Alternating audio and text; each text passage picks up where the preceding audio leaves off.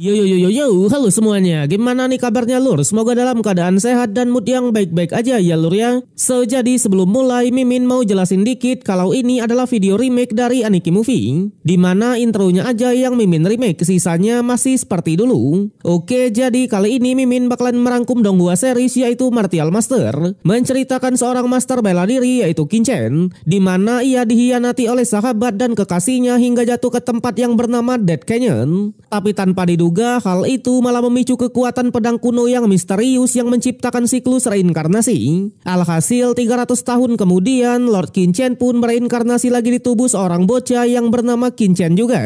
Dan disinilah awal mula dari perjalanan bela dirinya. Sebelum kita lanjut, bolehlah ya untuk di subscribe tipis-tipis agar kalian tidak ketinggalan video-video berikutnya. Oke, nggak usah berlama-lama lagi, siapkan kopi, luruskan kaki, hormati gurumu, sayangi temanmu, cintai pacarmu, itulah tandanya kita masuk ke intro. Let's go.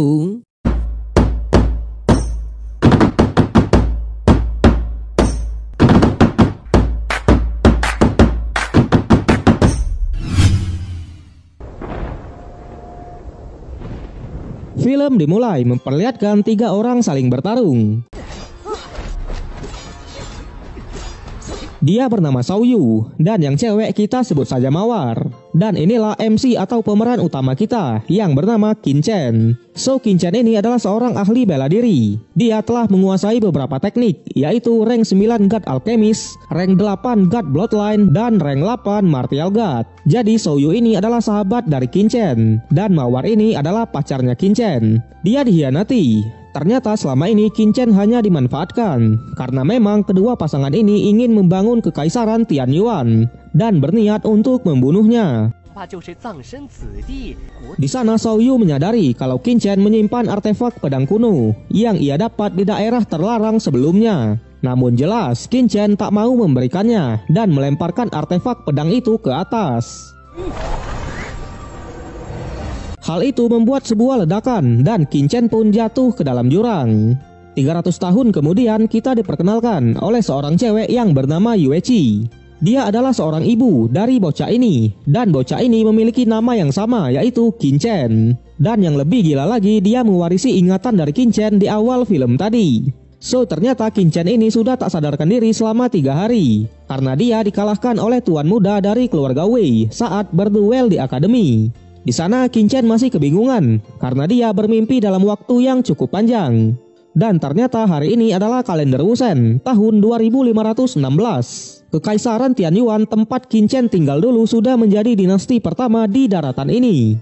Sementara Kinchen dilahirkan kembali di bagian terpencil daratan Tianwu. Ya semacam reinkarnasi gitulah cuy ya. Jadi ibu Kinchen ini adalah cewek tercantik di Kekaisaran Besar Qi atau di daerah mereka sekarang. Semua pangeran dan para bangsawan sangat banyak yang mendekatinya. Sampai suatu saat, sang ibu kembali ke rumah keluarga Xin dengan membawa seorang anak, yaitu Kinchen itu sendiri, yang kejelasannya tidak diketahui siapa ayahnya gitu loh. Kok tiba-tiba udah bawa anak aja ya cuy ya?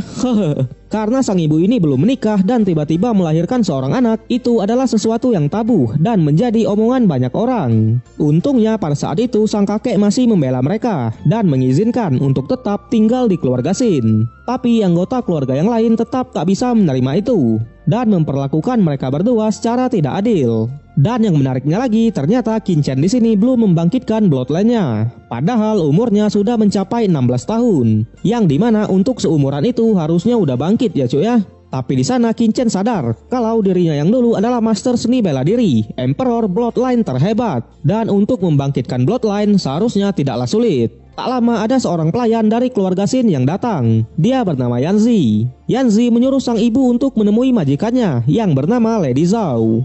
Lady Zhao ini adalah kakak ipar dari Yuechi, orang yang sangat jahat dan selalu melakukan segala cara untuk mengusir mereka berdua dari keluarga Xin. Di sana sang ibu berniat untuk menemuinya, tapi Kinchen tak menyetujui itu. Terjadi sedikit perdebatan, sampai pelayan itu memanggil 2 penjaga yang berniat melukai mereka berdua. Kinchen langsung mengambil pedangnya dan berniat untuk memberikan perlawanan. Seketika itu juga Lady Zhao dan Lord Qi datang juga ke sana. Lady Zhao langsung menyinggung soal Kinchen yang sampai sekarang belum membangkitkan bloodline-nya. Terjadi sedikit perdebatan yang pada akhirnya Lady Zhao menyuruh anak buahnya untuk menyerang Kinchen. Namun dengan cepat, Qin Chen mengalahkan para penjaga itu. Tentu hal itu membuat mereka kaget, karena sebelumnya Qin Chen sangatlah penakut. Ia pun sedikit melakukan freestyle. Dan seperti itulah nasib orang yang ingin menyentuh sang ibu. Widih. Di sana Lady Zhao memanggil Shin Yong, seorang master dengan tingkat kekuatan Earth level dari keluarga Shin. Terjadi pertarungan. Dan seketika itu juga muncul seseorang yang bernama Shin Yuan Hong. Kita panggil Yuan Hong aja lah ya. Dia adalah kepala keluarga di keluarga Shin. Yuan Hong memisahkan mereka berdua. Di sana Lady Zhao langsung menjelek-jelekan Qin Chen. Namun Yuan Hong menyangkalnya dan malah menyuruh mereka untuk pergi dari sini. Di sana Yuan Hong bilang, masih ada waktu setengah bulan lagi sebelum tes besar akademi dimulai. Dan sebelum tes itu dimulai, Qin Chen sudah harus membangkitkan bloodline-nya. Malam harinya sang ibu mengingatkan kalau pamannya Yuan Hong adalah orang yang berhati besi. Sikapnya hari ini bukanlah seperti biasanya. Qin Chen langsung beranggapan kalau Yuan Hong menunggu hasil tes akademi nanti. Kalau Qin Chen gagal, dia akan segera diusir dari keluarga Shin. Di sisi lain, di rumah keluarga Shin, ternyata benar Yuan Hong menunggu hasil tes akademi agar dia bisa menyingkirkan Qin Chen dan ibunya dari keluarga Shin tanpa membuat keributan sama sekali. Dia yakin Qin Chen tak akan lolos dari tes itu karena memang Qin Chen belum membangkitkan bloodline-nya. So Yuan Hong ini bisa dibilang bermuka dua ya cuy ya. Keesokan harinya mengingat semua yang terjadi, Qin Chen semakin bertekad untuk menjadi lebih kuat. Karena sebelumnya Qin Chen ini adalah seorang master seni bela diri. Dia sangat mengetahui tentang apa yang terjadi dengan tubuhnya, sampai-sampai belum bisa membangkitkan bloodline-nya. Dia juga menyadari, dengan tubuhnya yang sekarang, dia tidak akan bisa berlatih Nine Star Scroll of God Emperor, atau sebuah gulungan teknik kuno yang ia dapat di daerah terlarang dulu. Singkat cerita, ia menemukan jalan keluarnya. Qin Chen berniat untuk menghancurkan meridiannya sendiri, dan membangun ulang meridiannya. So, meridian itu adalah arus energi di dalam tubuh ya cuy ya. Ia pun langsung pergi ke artefak temple atau suatu organisasi berkumpulnya para alkemis. Karena memang dia membutuhkan artefak Divine Needle atau suatu bahan untuk membangun ulang meridiannya. Sesampainya di sana dia langsung menanyakan tentang bahan yang ia cari. Tapi pelayannya tidak mengetahui soal bahan itu. Qin Chen pun menuliskannya di suatu kertas. Tapi seketika itu juga ada saudaranya yang datang. Dia bernama Qin Fen. So Qin Fen ini adalah anak dari Lady Zhao tadi ya cuy ya. Dan seorang cewek yang bernama Ling San. Di sana Qin Fen langsung menyinggung Qin Shen karena belum membangkitkan bloodline-nya. Ia juga melihat bahan-bahan yang dibutuhkan oleh Qin Chen. Ternyata Qin Chen mencari batu obsidian yang dimana batu itu sangatlah mahal. Karena dia memiliki batu itu, ia pun memamerkannya kepada semua orang yang ada di sana. Ternyata tujuan Qin Fen untuk meminta seorang refiner membuatkan senjata untuknya dengan menggunakan batu obsidian itu. Tak lama refiner pun datang. Dia bernama Liang Yu, sekaligus Grandmaster di tempat itu. Dengan cepat Qin Fen langsung meminta Liang membuatkan pedang untuknya. Dia juga bilang sukses atau gagal dalam pembuatannya, sisa batunya akan diberikan untuk Liang itu sendiri. Liang pun menyetujuinya. Dan ternyata tujuan Ling San datang ke sana untuk menjadi murid dari Liang Yu. Ia pun langsung mengetesnya. Qin Chen juga mengikuti mereka.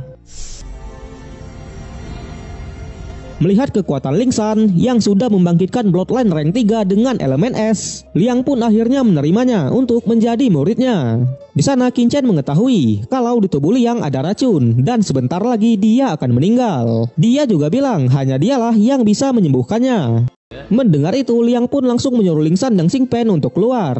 Di sana Xing Chen menjelaskan tentang racun yang ada di tubuh Liang dan mengajaknya bekerja sama dengan membuatkannya sebuah artefak Divine Needle. Tapi untuk membuat artefak itu membutuhkan batu obsidian, yang dimana batu itu untuk membuatkan Xing Pen sebuah senjata. Namun demi keselamatannya ia pun membuatkan artefak itu. Melihat Qin Chen menggambar pola rune yang sangat rapi, ia sedikit kaget. Singkat cerita, artefak Divine Needle pun jadi. Dengan itu, Qin Chen juga menyebutkan bahan-bahan agar racun di tubuhnya bisa menghilang. Di sana Liang menyadari kalau Qin Chen bukanlah orang biasa. Di luar, Qin Fen langsung marah-marah karena menurutnya Qin Chen telah menyinggung Grandmaster Liang dan mau menghajar Qin Chen. Tapi untungnya Liang langsung datang dan mengingatkan peraturan di tempat itu, yaitu tak boleh melakukan pertarungan dan menyuruh Xing Fen untuk pergi. Dia juga beralasan kalau pembuatan pedangnya gagal. Hal itu membuat Xing Fen tambah marah kepada Xing Chen. Dia beranggapan kalau semua ini adalah ulah dari Xing Chen. Setelah itu, Xing Chen pergi ke Akademi Tianxing untuk membentuk lagi meridiannya. Namun di sana dia dihadang oleh sekumpulan orang yang telah mengalahkannya kemarin. Dia bernama Wei Zhen. Ketika mereka mau menghajar Xing Chen, muncul seorang pria yang bernama Lin Tian. Jadi Lin Tian ini adalah teman Xing Chen di akademi. Terjadi pertarungan. Karena musuh terlalu banyak, Lin Tian pun berhasil disudutkan. Melihat itu, Xing Chen pun akhirnya turun tangan. Dengan cepat ia mengalahkan mereka semua. Terjadi duel antara Xing Chen versus Wei Zhen. Karena sebelumnya ia bisa mengalahkan Xing Chen, Wei Zhen sangat pede dan langsung menyerang. Tapi jelas, dengan mudah Xing Chen mengalahkannya.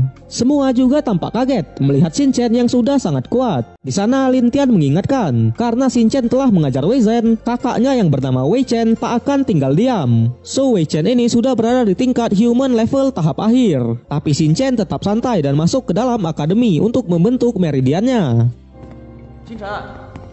Sementara Lin Tian menunggu di luar. Terlihat di sana Xing Chen berniat untuk membuka 12 meridian. Dengan itu dia bisa mengembalikan kekuatannya yang dulu.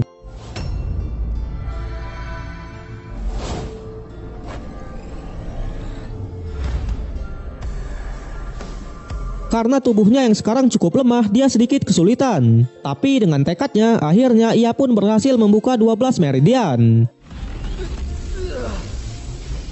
Di sana ia melihat lagi artefak pedang kuno yang ia temukan di daerah terlarang dulu. Ia pun mengambilnya.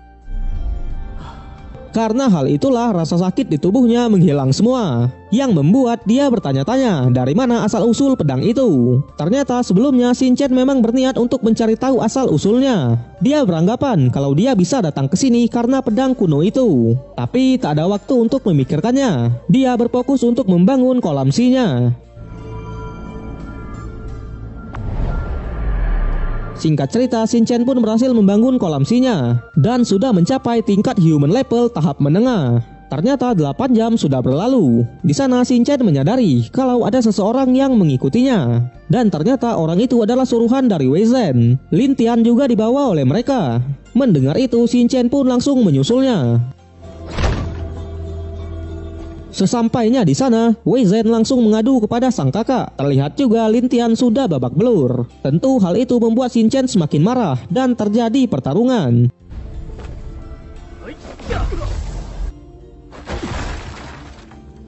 Xing Chen yang baru saja mencapai tingkat human level tahap menengah versus Wei Chen yang sudah mencapai human level tahap akhir.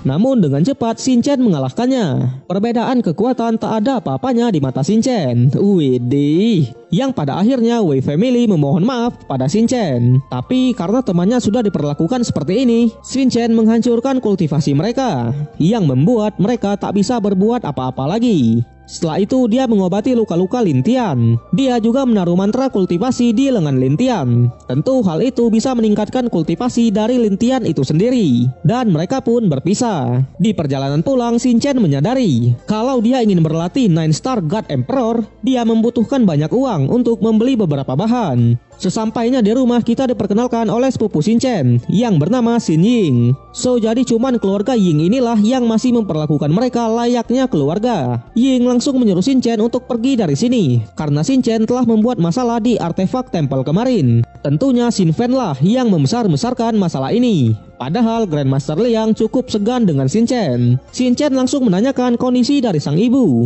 Ying bilang kalau sang ibu aman. Tapi seketika itu juga, para penjaga muncul dan membawa Xing Chen masuk ke dalam.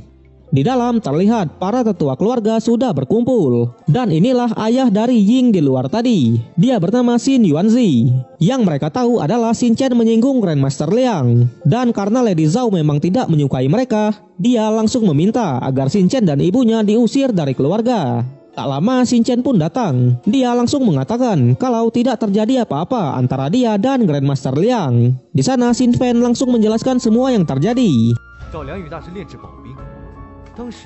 Lady Zhao juga langsung mengusulkan untuk mengusir mereka berdua. Xin Yuanzi mencoba menenangkan dan membela Xing Chen. Tapi di sana Xing Chen sendirilah yang memutuskan untuk meninggalkan keluarga Xin. Karena memang selama ini dia dan ibunya tak dianggap di keluarga itu.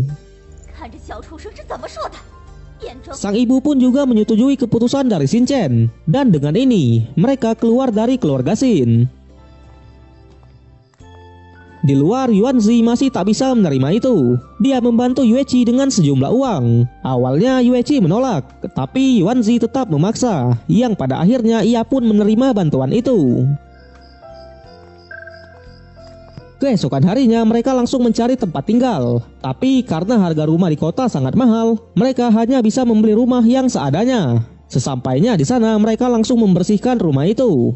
Tak lama Shin Chen meminta uang untuk membeli beberapa obat agar dia bisa meningkatkan kultivasinya. Di kota ternyata Shin Chen tidak membeli obat itu. Dia malah membeli bahan-bahannya dan ingin membuatnya sendiri. Karena memang dengan cara ini mereka bisa menghemat. Dia langsung membuat obat Xingmai, yang dimana obat itu bisa merangsang kekuatan bloodline seorang martial arts. Dia yakin setelah meminum ini, bloodline miliknya 100% akan bangkit. Cerita berlanjut, Qin Chen pergi ke tempat Bloodline Shrine untuk membangkitkan bloodline miliknya. Dia langsung disambut oleh seorang pelayan yang bernama, kita sebut aja Putri ya cuy ya. Di sana Putri menyuruh Qin Chen untuk mendaftar dan mengantri, karena orang yang memimpin pembangkitan bloodline hari ini adalah Grandmaster Chen Fan. Tapi Qin Chen hanya meminta agar Putri mengatur ruangan bloodline untuknya. Tentu hal itu membuatnya bertanya-tanya, karena biasanya orang yang mau membangkitkan bloodline dibimbing oleh Grandmaster. Tapi karena Qin Chen tetap ngotot, Putri pun mengantarkannya. Di sisi lain, di suatu ruangan terlihat alat untuk membangkitkan bloodline. Kita diperkenalkan oleh dua orang pria yang bernama Li dan Liu. Li bilang kalau alat ini adalah milik Tuan Presiden atau bos di tempat itu. So alat ini sangat rumit untuk digunakan. Tuan Presiden pun masih mempelajarinya sampai saat ini. Di sana dia menyuruh Liu untuk menjaga alat itu. Setelah itu ada seorang penjaga yang menghampiri dan bilang alat bloodline yang digunakan oleh Grandmaster tiba-tiba rusak. Mendengar itu Liu pun langsung mengeceknya. Di tempat lain Qin Chen sudah di depan ruangan, tapi dia melihat ruangan bloodline yang terbuka. Ia pun masuk ke sana, yang dimana ruangan itu adalah milik presiden tadi. Di dalam Qin Chen cukup kaget. Dia tak menyangka ada alat seperti ini di Kekaisaran Besar Qi. Ia pun langsung mengaktifkan alat itu dan mencoba membangkitkan bloodline-nya.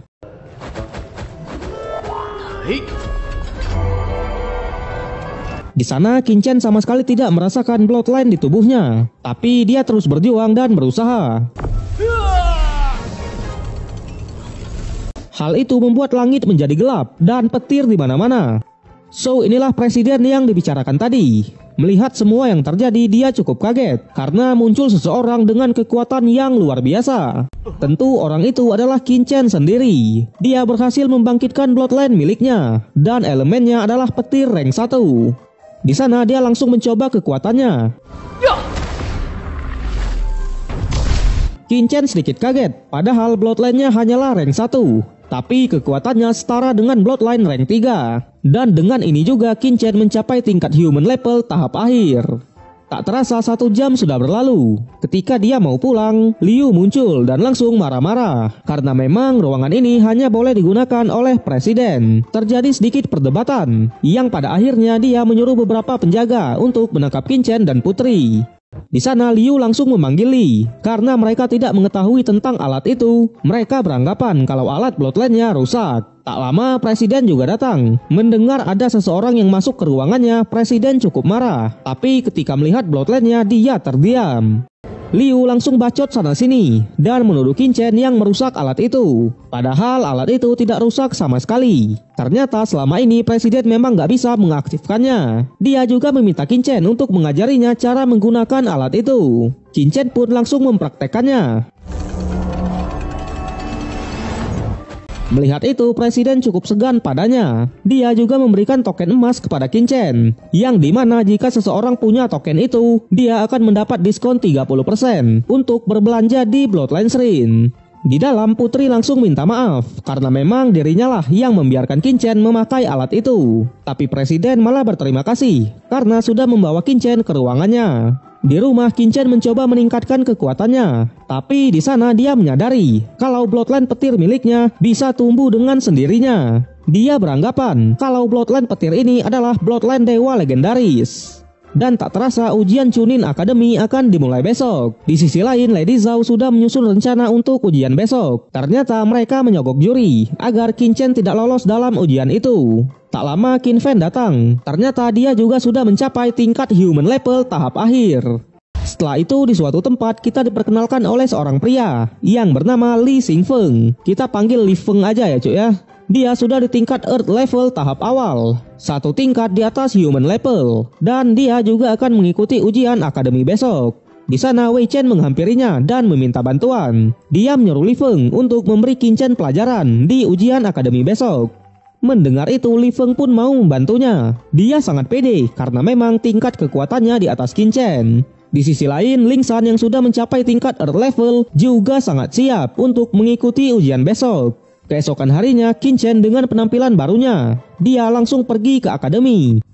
Lin Tian juga ada di sana. Tak lama Qin Fan dan pasukannya datang. Terjadi sedikit keributan, yang pada akhirnya mereka memutuskan untuk menentukannya di ujian nanti. Di dalam, Grandmaster Liang langsung menyuruh Ling San untuk bersikap sopan kepada Qin Chen. Sang ibu juga datang dan menonton. Singkat cerita, ujian Chunin Academy dimulai. Ge Hong memimpin acaranya. So Ge Hong inilah yang disogok oleh Lady Zhao sebelumnya. Dia langsung meminta agar semua orang yang belum membangkitkan Bloodline untuk berkumpul. Melihat Qin Chen yang tidak berkumpul, tentu Qin Fan langsung menuduh yang enggak. Ge Hong juga menyuruh Qin Chen untuk kumpul karena memang namanya tertulis belum membangkitkan Bloodline. Di sana Qin Chen menjelaskan kalau dia sudah membangkitkan Bloodline-nya. Mendengar itu Qin Fan langsung bilang kalau Qin Chen berbohong dan menyuruh panitia untuk mendiskualifikasinya. Tapi untungnya tetua di sana masih mempercayai dan menyuruh Qin Chen untuk membuktikan jika memang dia sudah membangkitkan Bloodline-nya. Qin Chen pun juga siap akan hal itu. Melihat Qin Fan yang masih bacot, Qin Chen pun menantangnya. Jika Qin Chen belum membangkitkan Bloodline-nya, dia akan menjadi pelayan dari Qin Fan. Tapi jika dia sudah membangkitkan, Qin Fan harus menggonggong seperti anjing. Widih, mereka pun menyetujui. Dan tes pertama dimulai. Terlihat ada beberapa orang yang baru saja membangkitkan Bloodline-nya. Di sana Qin Chen menyadari kalau batu kristal miliknya rusak. Dan tentunya itu adalah ulah dari Ge Hong. Tapi hal itu tak berpengaruh terhadapnya. Dia menunjukkan Bloodline petir miliknya. Dengan itu, Qin Chen berhasil lolos dari tes pertama. Sesuai taruhan sebelumnya, Qin Fan menggonggong seperti anjing. Ujian terus berlanjut. Mereka harus menembakkan anak panah yang dimana targetnya sudah dipasang arai. Di sana Qin Fan menunjukkan kapasitasnya. Hal itu membuat semua cukup kaget. Lin Tian juga berhasil lolos. Dan sekarang giliran Qin Chen. Dia tidak menarik penuh busur talinya. Tapi meskipun begitu, Qin Chen tetap bisa menembus arai itu. Setelah itu Li Feng juga beraksi. Dengan kekuatan Earth levelnya, dia tak hanya menembus arai, tapi dia juga menghancurkan targetnya. Singkat cerita, tes selesai dan berlanjut ke babak berikutnya. Untuk babak ini ya semacam battle royale gitu ya cuy ya. Siapa yang berdiri paling lama dialah yang akan masuk ke babak 10 besar. Di sana kita diperkenalkan oleh seorang pria yang bernama Wang Ximing. Dia juga sudah di tingkat Earth level tahap awal. Dan yang menariknya Wang Ximing ini adalah rakyat biasa, bukan keturunan bangsawan atau sebagainya. Di sisi lain, Lin Tian berhadapan dengan Qin Fan. Pertarungan mereka cukup sengit. Tapi Qin Fan lagi-lagi menunjukkan kekuatannya. Lin Tian berhasil dikalahkan. Melihat Lin Tian pingsan, tentu Qin Chen cukup marah dan langsung menggunakan ultimate-nya. Terlihat Li Feng juga menyadari potensi dari Qin Chen. Pertarungan terus berlanjut sampai 10 orang telah terpilih untuk bertanding di babak berikutnya. Mereka diberi waktu istirahat selama 30 menit. Untungnya Lin Tian baik-baik saja. Qin Chen juga berniat untuk membalaskan dendamnya. Di sana Lady Zhao menyuruh Xin Yong agar panitia mempertemukan Qin Chen dan Qin Fan. Dia sangat pede anaknya lah yang akan menang. Singkat cerita, babak akhir pun dimulai. Peraturannya simple, selama pertarungan mereka tak boleh sampai membunuh. Dan ronde pertama dimulai. Zhou Guang versus Ye Chen. Pertarungan mereka cukup sengit. Ye Chen berhasil memenangkan pertarungannya, meskipun ia pingsan juga. Ronde kedua dimulai. Chen Shaoxing versus Li Feng. Pertarungan yang berat sebelah ya cuy ya, sudah jelas dimenangkan oleh Li Feng. Para penonton pun juga langsung beranggapan kalau Li Feng tak terkalahkan. Dan ronde ketiga dimulai. Wang Ximing versus Huan Yusuan. Dengan tombak zilongnya, Huan langsung memberikan serangan yang mematikan. Namun Wang Ximing benar-benar kuat. Dengan cepat ia mengcounter serangan itu. Satu serangan sama dengan kemenangan. Widih. Dan di ronde keempat, ternyata Ge Hong sudah mempersiapkan kertas yang mempertemukan Qin Chen dan Qin Fan. Tentu Qin Chen sama sekali tidak keberatan. Dan ronde keempat pun dimulai. Di sana Qin Fan cukup kaget melihat Qin Chen berhasil menahan serangannya. Pertarungan terus berlanjut sampai Qin Fan menggunakan teknik 13 Crashing Wave Fist atau yang dikenal sebagai pukulan pembunuh. Tapi jelas dengan santai Qin Chen menghindari semua serangannya. Melihat itu tentu para tetua cukup kaget. Mereka tak menyangka ada orang jenius seperti Qin Chen. Di pertarungan teknik demi teknik dikeluarkan, tapi Qin Chen mengcounter serangan itu dengan sangat mudah. Dan sudah dipastikan pemenangnya adalah Qin Chen. Tapi Qin Fan tak mau menerima kekalahan dan mencoba menyerang Qin Chen dari belakang. Dan lagi-lagi Qin Chen mengcounter serangan itu dengan sangat tenang. Dia juga menghancurkan kultivasi dari Qin Fan itu sendiri. Melihat anaknya seperti itu, Lady Zhao langsung menyuruh Xin Yong untuk menyerang Qin Chen. Tapi di sana Liang membantunya, karena memang penonton tak boleh membuat keributan. Tetua juga sangat marah atas kelakuan dari keluarga Xin. Di sana Lady Zhao juga mengingatkan kalau di masa depan dia akan membalaskan dendam anaknya. Setelah itu, Qin Chen yang sudah mengetahui kalau Ge Hong bekerja sama dengan Lady Zhao, dia membongkar semuanya di depan tetua. Yang tentunya Ge Hong langsung diusir dari tempat itu. Pertandingan berlanjut. Ronde kelima dimulai. Ling San versus Gan Wan. Serangan demi serangan dilancarkan, tapi Ling San dengan tingkat Earth levelnya berhasil memesan tiket ke babak 4 besar. So di babak 4 besar ada Li Feng, Wang Ximing, Qin Chen, dan Ling San. Dan semifinal pertama dimulai, Ling San versus Qin Chen. Di sana Grandmaster langsung bilang kalau Ling San akan kalah, tapi tak apa karena kalahnya melawan Qin Chen. Di pertarungan, karena Ling San adalah seorang ahli pedang, Qin Chen juga akan menggunakan pedang dan pertarungan dimulai. Ling San dengan pedang pinknya langsung menyerang tanpa ampun. Tapi Qin Chen berhasil mengimbangi itu dan memberikan serangan balik. Sampai Ling San mengeluarkan kekuatan Bloodline S miliknya. Serangan demi serangan dilancarkan. Namun Qin Chen benar-benar kuat dan memastikan diri ke babak final. Ling San dengan tingkat Earth level tahap awal dan Bloodline rank 3 belum bisa mengalahkan raja dari segala raja. Widih, RRQ nih. Dan semifinal kedua pun dimulai. Ling Feng versus Wang Ximing. Pertarungan mereka sangat sengit, sampai para penonton pun tak bisa mengikuti pergerakan mereka berdua. Wang Ximing terus memberikan serangannya, sementara Li Feng dengan mode bertahannya. Dia menunggu momentum dan membalikkan keadaan. Dengan tubuh yang penuh luka, Wang Ximing benar-benar pantang menyerah. Dia mau membuktikan kalau rakyat biasa juga bisa menjadi kuat dan menggunakan teknik terakhirnya. Tapi Li Feng berhasil menahan serangan itu dan langsung mengcounternya. Dengan ini, final akan mempertemukan Li Feng dan Qin Chen. Dan pertandingan terakhir, pertandingan yang menentukan siapa yang terbaik. Qin Chen versus Li Feng dimulai. Keduanya langsung mengeluarkan tekniknya. Lancarkan. Tapi terlihat Qin Chen cukup mendominasi pertandingan sampai adu pukulan terjadi. Di sana para tetua menyadari kalau pergerakan Qin Chen benar-benar hebat. Dia memanfaatkan semua kekuatan otot tubuhnya. Pertandingan terus berlanjut. Li Feng mengeluarkan kekuatan Bloodline api miliknya dan langsung menggunakan teknik api naga Bear Brand. Tapi Qin Chen dengan kekuatan petirnya berhasil menjinakkan naga itu. Naga Bear Brand tak ada apa-apanya di mata Qin Chen. Dan dengan ini, Qin Chen berhasil memenangkan ujian Chunin Academy. Para tetua lagi-lagi cukup kaget melihat Qin Chen berhasil menahan dan menyerang balik teknik api naga Bear Brand. Dan ketika perebutan juara 3 mau dimulai, Wang Ximing menyerah karena memang tubuhnya sudah terluka parah. Dan dengan ini, Qin Chen menjadi juara 1. Runner up dipegang oleh Li Feng dan juara 3 jatuh ke tangan Ling San. Qin Chen mendapat hadiah 1 buah cincin ruang, salinan teknik bela diri Swan level tingkat menengah, dan uang 10.000 koin perak. Tapi di sana Qin Chen menukar salinan teknik itu dengan sejumlah uang, yaitu 100.000 koin perak.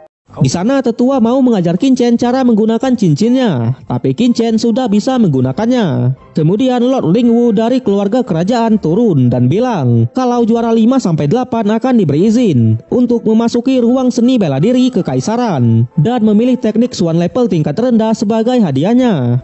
Dan tentunya hadiah untuk juara 1-4 adalah kesempatan untuk berkultivasi di Blood Spiritual. Setelah mereka berkultivasi, mereka juga akan dikirim ke Dimian Ancestral Mountain, yang dimana itu adalah turnamen 5 negara. Jelas penonton cukup kaget mendengar hadiah-hadiahnya.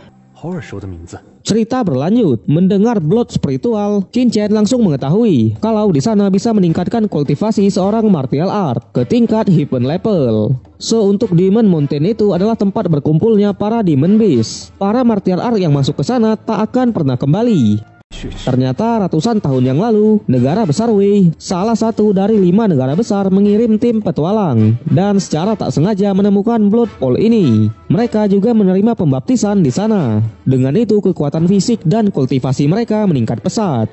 Para tim petualang berniat untuk menyembunyikan berita ini, tapi tak tahu kenapa informasinya bisa bocor, yang membuat 4 negara lain pergi ke sana juga, dan terjadi peperangan yang sangat besar. Karena itulah tempat ini disebut dengan turnamen 5 negara.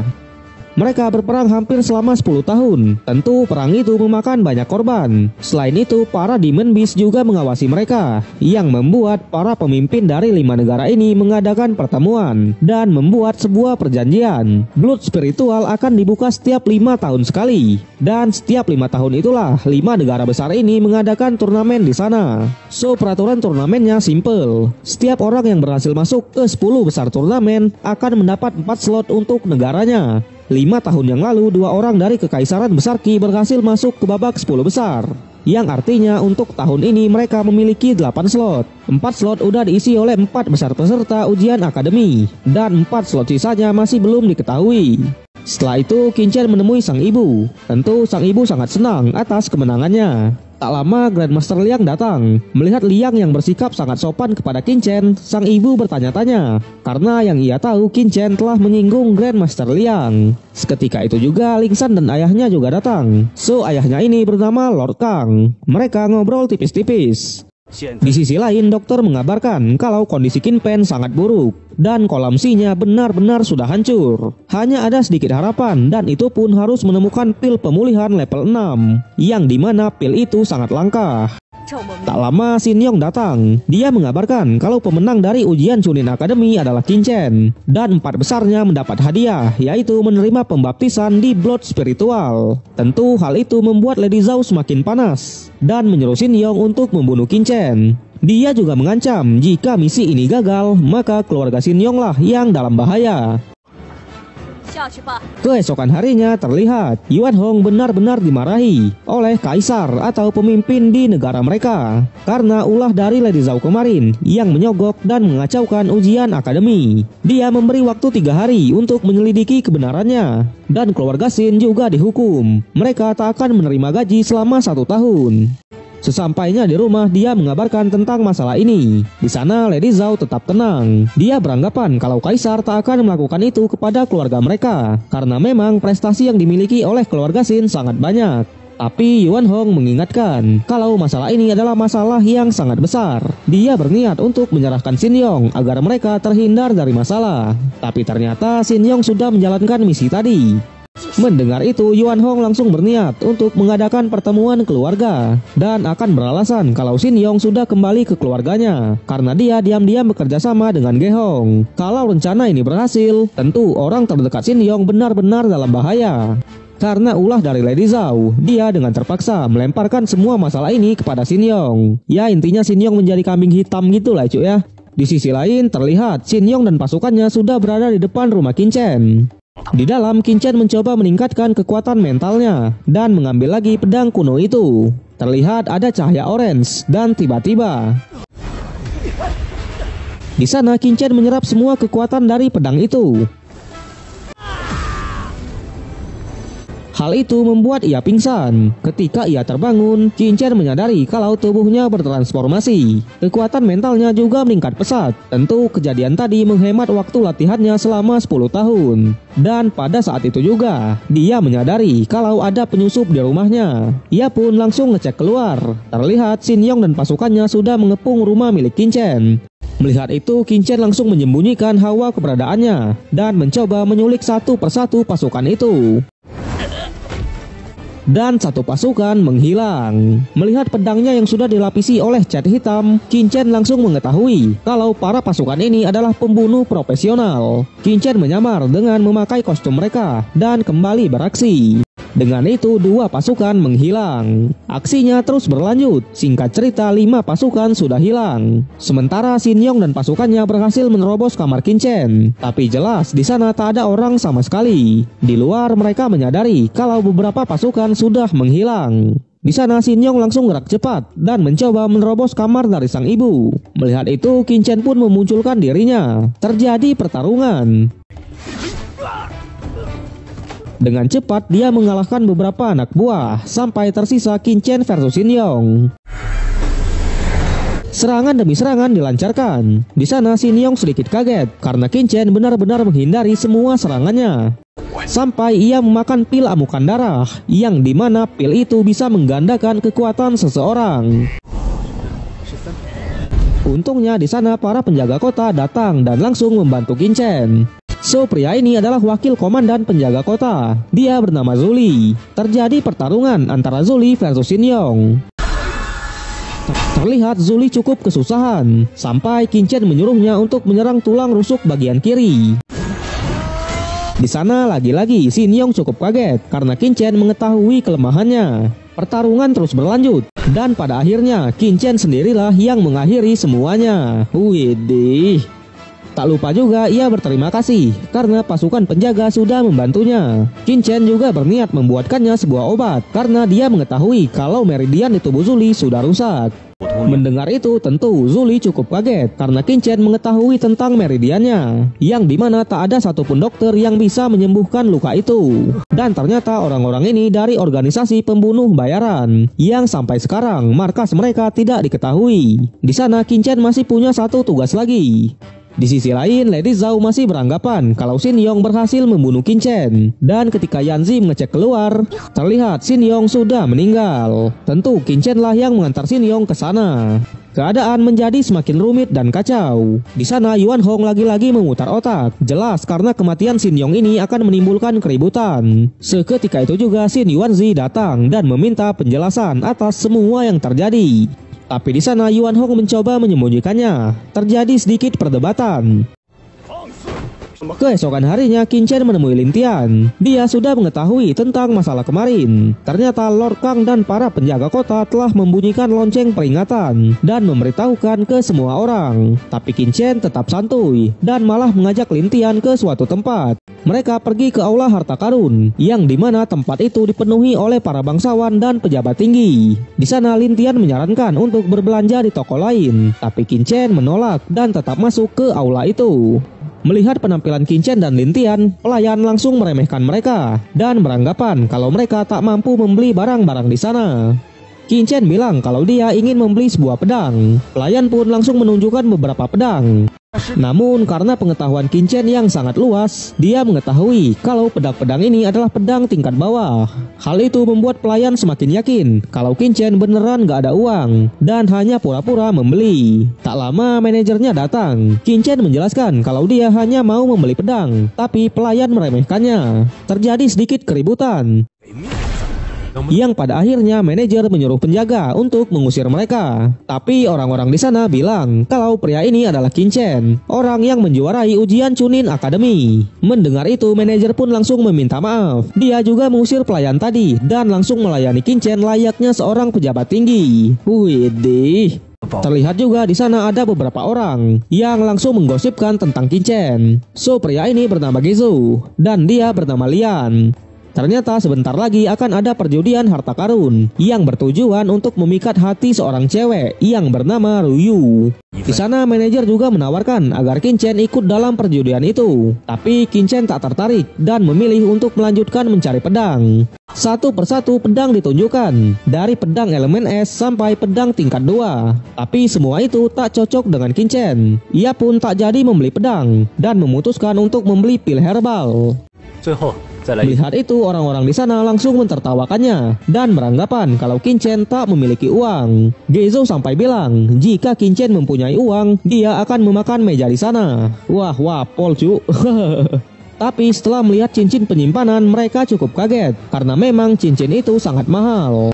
Di sana Qin langsung menyinggung Gezo atas perkataannya tadi, namun dia pura-pura nggak tahu. Singkat cerita, perjudian harta karun dimulai. Di sana Gezo membeli sebuah artefak seharga 10.000 koin perak. Artefak itu langsung dihancurkan dan ternyata isinya adalah batu giok. Seorang master yang bernama Yang langsung memeriksa batu itu. So, Yang ini adalah seorang master dalam hal mengidentifikasi harta karun di aula ini. Ternyata batu itu adalah giok pesona yang sangat langka, dan kalau dijual lagi harganya bisa mencapai 50.000 koin perak. Seketika itu juga ada seorang pejabat yang mau membelinya, tapi Gezo menolak. Dia berniat memberikan giok itu kepada Ruyu. Dengan senang hati Ruyu pun menerimanya. Di sana Qin menyadari kalau giok itu tidaklah utuh, efeknya juga tidak akan maksimal. Melihat itu, Lian juga tak mau kalah. Dia langsung membeli sebuah artefak seharga 20.000 koin perak, dan ternyata isinya adalah sebuah kettle yang sudah dilapisi oleh segel arai. Master Yang langsung bilang kalau kettle ini adalah harta karun zaman kuno, yang dimana jika dijual lagi harganya bisa mencapai 70.000 koin perak. Tentu Lian juga memberikannya kepada Nona Ruyu. Tapi di sana Lin Tian bilang kalau harga kettle itu nggak masuk akal, padahal bentuknya mirip toilet. Jelas orang-orang di sana pun tersinggung dengan perkataannya, termasuk Master Yang itu sendiri. Mereka pun diusir dari tempat itu. Ketika mau pulang, Qin bilang kalau benda itu beneran mirip toilet dan itu bukanlah harta karun. Mendengar itu, Master Yang cukup marah. Terjadi sedikit keributan. Di sana Master Yang mengatakan kalau Qin sudah merusak reputasi dari aula harta karun. Tapi Qin bukan sekedar mengejek, dia mau membuktikannya. Qin langsung mengambil kettle itu dan meminjam sebuah pena pola. Seketika itu juga kettle itu mengeluarkan cahaya. Ternyata Qin menyempurnakan pola arainya dan memasukkan air ke dalam kettle itu. Di sana Qin juga menyuruh Lian untuk membuka pola arainya, dan pada saat itu juga kettle itu menyemprotkan air yang sangat bau. Ternyata kettle itu sudah dikencingi oleh banyak orang di zaman dulu. Lian yang tak terima akan hal itu mencoba menyerang Qin tapi dengan mudah Qin mengcounternya. Di sana Qin langsung menyinggung Master yang menyebutkan kalau benda itu adalah harta karun. Master Yang mencoba untuk mengelak. Dia bilang setidaknya batu giok tadi adalah harta karun asli. Qin lagi-lagi membuktikannya. Dia menyuruh Ruyu untuk memasukkan energi spiritual ke dalam giok itu. Dan yap, batunya hancur. Seperti yang dibilang Qin sebelumnya, batu itu tidaklah utuh. Qin pun langsung mengecek semua artefaknya. Dia menyebutkan semua isi dari artefak itu, sampai ia memegang salah satu artefak. Di sana Qin melihat sebuah pedang kuno. Dengan cepat ia langsung membeli artefak itu. Melihat Qin mau membelinya, Master Yang langsung beranggapan kalau itu adalah harta karun sesungguhnya dan tak mau menjualkannya. Tapi karena manajer sudah menerima uang Qin, maka barang itu sudah menjadi miliknya. Qin juga tak menyangka kalau aula harta karun terbesar di Kekaisaran Qi melakukan bisnis yang curang. Melihat semua yang terjadi, semua pun meminta ganti rugi. Qin langsung membuka artefak itu. Terlihat pedangnya berkarat. Melihat itu, orang-orang menganggap kalau pedang itu sudah rusak. Master Yang sedikit tenang. Dia juga beranggapan kalau pedang itu bukanlah harta karun. Setelah itu Qin pun langsung pergi dari sana. Di perjalanan Lin Tian menanyakan kenapa Qin membeli pedang rusak. Tapi Qin tak menjawabnya dan malah mengajak Tian ke suatu tempat. Ternyata mereka pergi ke Bloodline Shrine. Putri yang sebelumnya memang sudah kenal dengan Qin, ia langsung mengantarkannya ke ruangan Bloodline milik Presiden. Karena memang Presiden mengizinkannya untuk menggunakan ruangan itu. Di sana Qin memberikan batu Bloodline kepada Lin Tian dan berniat untuk membangkitkan Bloodline Lin Tian yang sesungguhnya. Ternyata bloodline Lintian adalah bloodline raja, api kematian. Widih, udah bukan bocil kematian ya cuy ya. Di sana Qin Chen juga akan mengajari Lintian beberapa teknik hebat. Ternyata Qin Chen masih menaruh dendam sama Shao Yu dan Mawar di awal film ini. Ia bilang kali ini dia tidak akan sendiri lagi. Cerita berlanjut, setelah membangkitkan bloodline Lintian, mereka pun bubar. Di sana Qin Chen pergi ke toko Papiliun, yang dimana toko itu menjual beberapa pil atau obat-obat herbal. Kita diperkenalkan oleh salah satu pelayan yang bernama Yuling. Yuling menunjukkan beberapa pil di toko. Tapi lagi-lagi, karena pengetahuan Qin Chen yang sangat luas, ia mengetahui kalau pil-pil di sana tidak berkualitas. Ternyata tujuan Qin Chen ke sana untuk mendiskusikan sesuatu dengan bos di tempat itu. Namun Yuling bilang kalau bosnya sangat sibuk, hanya seorang alkemis lah yang bisa bertemu dengannya. So alkemis itu adalah seorang pembuat pil atau obat-obat herbal ya cuy ya. Mendengar itu Qin Chen pun langsung memutuskan untuk mengikuti ujian alkemis. Melihat Qin Chen yang masih sangat muda, Yuling sedikit meremehkannya. Tapi meskipun begitu, ia tetap mengantarkan Qin Chen ke tempat ujian. Sesampainya di sana, dia langsung mendaftar. Karena Qin Chen tak memiliki sertifikat magang, ia pun tak diperbolehkan untuk ikut ujian. Tapi Qin Chen tetap ingin mengikuti ujiannya. Karena memang menurut peraturan siapapun boleh untuk mengikuti ujian alkemis. Tak lama ada seorang penguji ujian yang datang. Dia bernama Chen Mu. Manajer di sana bilang kalau Qin Chen tak memiliki sertifikat magang, tapi ingin mengikuti ujiannya. Dia lagi-lagi mengingatkan peraturannya, yang pada akhirnya Qin Chen pun diperbolehkan untuk mengikuti ujian itu. Orang-orang di sana lagi-lagi meremehkannya, karena memang tes ujian alkemis sangatlah susah. Bahkan ada seorang peserta yang sudah mengikuti ujian 12 kali tapi tetap tak lolos. So ujiannya akan dibagi menjadi 3 babak. Pertama ujian tertulis, kedua memproses pemurnian obat, dan ketiga penilaian penyulingan. Tes pertama pun dimulai. Peserta harus memiliki poin 90 jika ingin lolos ke tes selanjutnya. Penguji bilang soal tes kali ini benar-benar sulit karena ditulis langsung oleh Master Liu, seorang alkemis tingkat 2 di pavilion itu. Dan benar, terlihat beberapa orang sangat kesulitan untuk menjawab soal-soalnya. Tapi itu tidak berlaku untuk Qin Chen ya cuy ya. Dia dengan mudah menyelesaikan ujiannya. Para penguji juga tampak kaget karena 7 jawaban Qin Chen benar semua. Tapi 3 jawaban terakhir mereka menganggapnya salah. Karena menurutnya itu adalah omong kosong, yang membuat Qin Chen hanya mendapat nilai 70. Singkat cerita, tes pertama pun selesai. Tak lama ada seseorang yang datang, dan inilah orang yang bernama Master Liu. Dia juga langsung mengecek beberapa jawaban dari peserta. Tapi ketika ia melihat jawaban dari Qin Chen, ia cukup kaget. Ternyata jawaban Qin Chen benar semua, yang seharusnya mendapat nilai sempurna, yaitu 100. Di sana penguji mengatakan Qin Chen mungkin sudah pergi karena memang dia sudah menyuruh seseorang untuk mengumumkan hasil tesnya. Karena kesotoyan para penguji, Master Liu sangat marah. Di luar terlihat seorang yang bernama Wang Jun mengumumkan hasil tesnya. Dan yang lulus adalah Lin Yuan, Sun Yuan, Su Jing, Zhao Tao, dan yang terakhir Wang An. Nilai mereka 90 ke atas semua. Tentu mendengar namanya tidak disebutkan, Qin Chen protes. Wang Jun bilang nilai Qin Chen di bawah rata-rata. Untungnya Master Liu datang dan langsung mengatakan kalau Qin Chen mendapat nilai sempurna. Dengan itu yang lulus dari tes pertama ada 6 orang. Mereka langsung mengikuti tes kedua, yaitu memurnikan obat. So mereka disuruh untuk mengendalikan kemampuan apinya. Terlihat para peserta langsung pesimis karena memang tes itu cukup sulit. Satu persatu peserta gagal dalam tes itu. Sampai salah satu cewek, Su Jing. Dia berhasil lolos. Tes terus berlanjut. Zhao Tao dan kakek Wang An juga lolos. Dan yang terakhir giliran Qin Chen. Melihat Qin Chen hanya mengaktifkan setengah dari arraynya, Zhao Tao langsung meremehkannya. Tapi Qin Chen membuktikan kalau dia benar-benar seorang jenius. Dia juga menjelaskan tentang pola array untuk mengontrol pembentukan api. Karena para penguji masih meragukan penjelasan Qin Chen, ia pun menyuruh mereka untuk melakukannya sendiri. Dan terbukti, cara Qin Chen berhasil.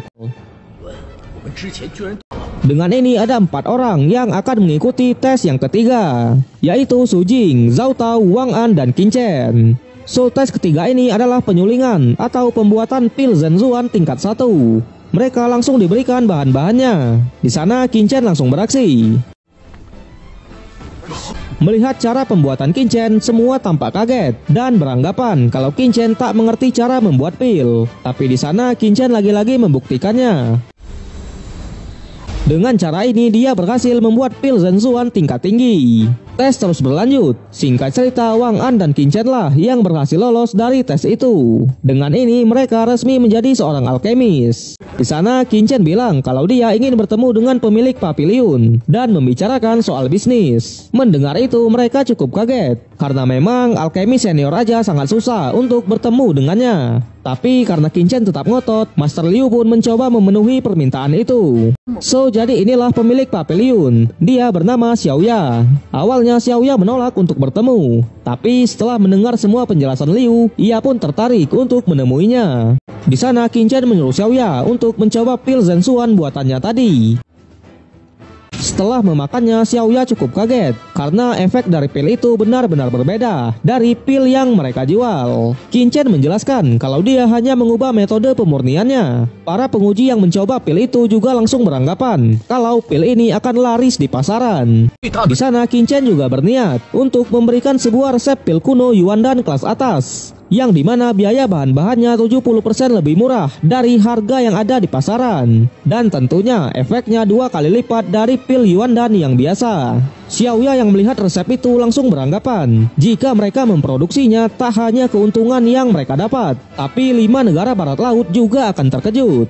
Singkat cerita, mereka pun bersepakat. Di sana Qin Chen meminta agar Xiaoya menyempurnakan beberapa pil yang ia butuhkan. Setelah itu Xiaoya langsung menyuruh para penguji untuk mengumpulkan bahan-bahannya dan mencari tahu tentang asal-usul Qin Chen. Kemudian Xiaoya membuat pil dengan resep yang diberikan oleh Qin Chen tadi. Dia hanya membutuhkan waktu 15 menit dan efeknya juga maksimal. Tak lama Master Liu datang dan mengatakan soal latar belakang Qin Chen. Di sana Xiaoya beranggapan kalau ada orang lain di belakang Qin Chen karena cukup aneh pria berumur 16 tahun bisa mempunyai resep pil kuno. Di sisi lain, Qin Chen sudah kembali ke rumah. Terlihat di sana para penjaga kota memperbaiki rumahnya yang mengalami kerusakan karena kedatangan pembunuh bayaran kemarin. Sesuai perkataannya kemarin, Qin Chen menyembuhkan luka meridian di tubuh Zuli. Di sana Zuli sangat berterima kasih karena selama ini tak ada satupun dokter yang bisa menyembuhkannya. Dan dengan ini kekuatan Zuli bangkit lagi. Dia juga menembus tingkat Heaven level, 1 tingkat di atas Earth level. Keesokan harinya terlihat orang-orang di kota sedang membicarakan soal Qin Feng yang akan pulang dari perbatasan. So Qin Feng ini adalah putra tertua dari keluarga Xin. Mereka beranggapan kalau Qin Feng adalah rookie paling berbakat di Kekaisaran Qi. Widih, rookie nggak tuh? Tak lama ada sekumpulan orang yang datang dan inilah pria yang bernama Qin Feng. Dia juga adalah kakak dari Qin Pen. Tentu tujuannya kembali untuk menyelesaikan beberapa masalah yang dibuat oleh sang adik. Orang-orang di sana langsung beranggapan akan ada pertarungan antara Qin Chen versus Qin Feng. Setelah itu dia dipanggil oleh Yang Mulia atau Kaisar Negara. So ternyata Kaisar berniat memberikannya sebuah hadiah, yaitu mengikuti pembaptisan di Blood Spiritual dan mengikuti turnamen 5 negara. Karena memang Qin Feng telah berpartisipasi dan berhasil memenangkan pertempuran melawan kerajaan Dawei. Selain itu, jika Qin Feng juga berhasil memenangkan turnamen 5 negara, Kaisar akan memberikannya gelar Militer Hou, yang dimana itu adalah gelar terbaik di antara para jenderal muda. Mendengar itu, Qin Feng tambah pede dan sangat yakin kalau dia akan memenangkan turnamennya. Di sana dia juga mempunyai permintaan, yaitu tak jadi mengirim Qin Chen ke Blood Spiritual. Tapi jelas Kaisar tak bisa memenuhi permintaan itu, karena memang dia sudah menjanjikan itu sebelumnya. Setelah itu dia pulang ke rumah keluarga Xin. Di sana tentu sang adik langsung meminta untuk membalaskan dendamnya. Melihat kondisi Qin Pen, ia pun berniat untuk membunuh Qin Chen. So Qin Feng ini sudah berada di tingkat Earth level tahap akhir ya cuy ya. Keesokan harinya Qin Feng benar-benar langsung mengumumkan ke semua orang kalau dia akan menantang Qin Chen di arena hidup dan mati. Widih. Dia juga berniat untuk menunggu Qin Chen selama 3 hari. Di sisi lain, Lin Tian juga melarang Qin Chen untuk menerima tantangan itu. Qin Chen juga tak memperdulikan tantangannya. Untuk saat ini dia hanya fokus berlatih. Kemudian Qin Chen pergi ke pavilion dan menanyakan lagi soal pil yang ia pesan kemarin. Namun ternyata ada beberapa pil yang tak bisa dibuat oleh Xiaoya. Qin Chen menjelaskan kalau dia ingin memurnikan pil peledak tingkat 3, pil kondensasi, dan pil pondasi. Dia juga akan memandu Xiaoya dalam proses pemurniannya. Singkat cerita, mereka pun langsung membuat pil-pil itu. Pembuatannya tak berjalan lancar, tapi dengan arahan dari Qin Chen, ketiga jenis pil itu pun berhasil dibuat. Namun ternyata pilnya hanya tingkat 1, yang membuat Qin Chen harus turun tangan untuk menyempurnakan pil itu. Terlihat naga Bear Brand lagi-lagi muncul ya cuy ya. Dengan ini pilnya sudah sempurna. Qin Chen langsung mengambil beberapa pil dan meminjam ruang latihan Xiaoya. Di dalam ia memakan pil itu. Di sisi lain Qin Peng cukup kesal karena Qin Chen tak kunjung datang. Ia pun menyuruh beberapa pasukannya untuk mencari Qin Chen. Tapi jelas di rumah Qin Chen sudah dijaga oleh Zuli dan pasukannya. Terjadi pertarungan. Dengan mudah Zuli mengalahkan mereka, yang pada akhirnya mereka semua meminta maaf. Di arena melihat Qin Chen tak kunjung datang, orang-orang pun pada bubar. Di pavilion setelah memakan pil tadi, lagi-lagi langit menjadi gelap. Dengan ini Qin Chen berhasil menguasai teknik tubuh abadi dan juga menembus tingkat Earth level. Setelah itu ia meminjam kamar mandi dan tak lama Qin Chen keluar dengan penampilan barunya. Di malam harinya ketika ia mau pulang, Qin Chen bertemu Lian dan Gezhou. Terjadi sedikit keributan yang pada akhirnya mereka semua dipermalukan. Di sana Qin Chen mengeluarkan teknik tubuh abadi. Dan benar, semua serangan tak mempan terhadapnya. Melihat itu, jelas Lian dan Gezhou langsung lari. Tapi Qin Chen tak mau melepaskan mereka. Di sana Qin Chen bilang jika ingin selamat mereka harus membayar 5 juta tael. So tael itu ya kayak koin gitu ya cuy ya. Itu adalah mata uang pada zaman dinasti dulu. Qin Chen juga menulis surat hutang mereka berdua yang suatu saat akan ia tagih. Setelah itu Qin Chen pulang ke rumah. Zuli langsung menyadari kalau aura Qin Chen benar-benar berbeda dari sebelumnya. Di sisi lain Qin Peng masih sangat kesal karena Qin Chen mengabaikan tantangannya. Keesokan harinya, Qin Chen dijemput oleh wakil komandan pengawal kerajaan yang bernama Gang Li. Dan ternyata hari ini adalah hari pembaptisan di Blood Spiritual. Mereka pun langsung pergi ke istana. Di perjalanan mereka bertemu dengan beberapa pengawal juga. Dia bernama Wu Tao. Ternyata Wu Tao ini adalah pengawal istana Naikang dan sedang membawa Putri Lingsan. Di sana ia menyuruh mereka untuk minggir dan membuka jalan untuknya. Tapi karena Qin Chen kenal dengan Lingsan, ia tak mau mundur. Terjadi sedikit keributan yang pada akhirnya Lingsan keluar dan bilang kalau Qin Chen adalah temannya. Karena keretanya cukup besar, Qin Chen menumpang dan berangkat bareng. Dia juga sedikit menggoda Lingsan. Di istana kita diperkenalkan oleh beberapa orang. Dia bernama Zhang Yi, sang juara akademi 3 tahun yang lalu. Dan sekarang dia sudah mencapai tingkat Earth level tahap akhir. Ini adalah anak dari kaisar yang bernama Biu. Tak lama ada seorang cewek yang datang. Dia bernama Putri Zuxin, anak dari kaisar juga, dan sudah mencapai tingkat Earth level tahap akhir. Terlihat Wang Ximing dan Li Feng juga ada di sana. Seketika itu juga Qin Peng datang. Dengan sombong dia bilang kalau mereka hanyalah sampah. Qin Peng juga langsung menyinggung Biu. Ternyata di masa lalu Biu dikalahkan di ujian akademi oleh Qin Peng. Melihat sikap Qin Peng yang sangat sombong, Wang Ximing cukup kesal dan mencoba melawannya. Tapi jelas Qin Peng benar-benar kuat. Hanya dengan auranya dia menggetarkan semuanya. Widih. Tak lama Lingsan dan Qin Chen juga datang. Melihat Qin Chen keluar dari kereta Lingsan, Zhu Qin cukup marah. Di sana Lingsan mencoba menenangkannya. Namun Qin Chen malah menyebut Zuxin wanita gila. Tentu semua cukup kaget. Di sana Zhang langsung menyuruh Qin Chen untuk meminta maaf. Terjadi pertarungan. Tapi di sana Biu memisahkan mereka. Ketika itu juga ada seorang pria yang datang. Dia adalah anak dari kaisar juga, kakak dari Zuxin dan Biu. Dan dia kita sebut saja Andreas. Di sana Andreas malah menyuruh Zhang Yi untuk melanjutkan pertarungannya. Mendengar itu, Zhang langsung mengeluarkan teknik andalannya. Tapi Qin Chen berhasil menahannya. Pertarungan terus berlanjut. Di sana Qin Chen dengan sengaja membiarkan dirinya terserang. Tapi meskipun begitu, pertarungan tetap dimenangkan oleh Qin Chen. Ternyata Qin Chen menyembunyikan kekuatannya karena memang Qin Feng ada di sana. Dia juga pura-pura kesakitan. Zhang yang tak bisa menerima kekalahan, ia meminta bertarung sekali lagi. Tapi Qin Chen tak mau. Dia bilang hasilnya akan tetap sama. Setelah itu Qin Peng menghampiri dan menyuruh Qin Chen untuk menyapanya. Namun Qin Chen malah mengabaikannya. Tentu hal itu membuat ia panas dan bilang kalau Qin hanyalah sampah. Dengan pintar Qin menyinggung balik. Dia bilang kalau ada seekor anjing yang sedang menggonggong, yang membuat Qin Feng mengeluarkan kekuatannya. Melihat itu Qin juga langsung menahannya. Tapi untungnya pada saat itu juga Kaisar datang, yang membuat mereka tak jadi bertarung. Di sana Kaisar mengenalkan pemimpin yang akan membawa mereka ke Blood Spiritual, yaitu Master Yuan Feng dan Raja Ling Wu. Master Yuan langsung memanggil burung raksasa tingkat 3 yang memang sudah ia jinakkan. Dan inilah orang-orang yang akan berangkat ke Blood Spiritual dan mengikuti turnamen 5 negara, yaitu Biu, Li Feng, Zhang Yi, Qin Feng, Wang Ximing, Ling San, Putri Zuyin, dan yang terakhir Qin Chen. Dan kita akan melanjutkannya di part kelima.